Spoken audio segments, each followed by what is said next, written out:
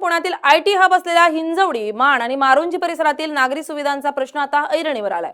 मोठमोठ्या कंपन्या आणि रहिवासी प्रकल्प असतानाही मूलभूत सुविधा मिळत नसताना नागरिक आणि कर्मचारी त्रस्त झालेत. सरकारकडून दखल घेतली जात नसल्याचा आरोप करत येत्या 9 सप्टेंबरला आयटी कर्मचारी आणि नागरिकांनी आंदोलनाचा इशारा दिलाय. Agencies or even the government, somebody should keep coming की अरे हे मागच्या वेळी सांगितलं होतं झालं की नाही, परत ऑर्गनायझेशन्सनी सांगायची गरज नाही की हे झालं नाही. So that was one point. आणि मागच्या वेळी जसं ज्ञानेंद्र म्हणाला की सेंट्रल एजन्सी नियुक्त जरूर केली होती, डिव्हिजनल कमिशनर, पण त्याच्यानंतर सगळ्यांना वाटलं तर सेंट्रल एजन्सी ठेवली की काम होईल, but we didn't have any meetings. Follow एका मीटिंग मध्ये झाला होता, तिथे पण एजन्सीचे जे डायरेक्शन देणारे लोक होते दे वर नॉट प्रेझेंट. फंक्शनल लेवलचे लोक होते who are just there in the meeting.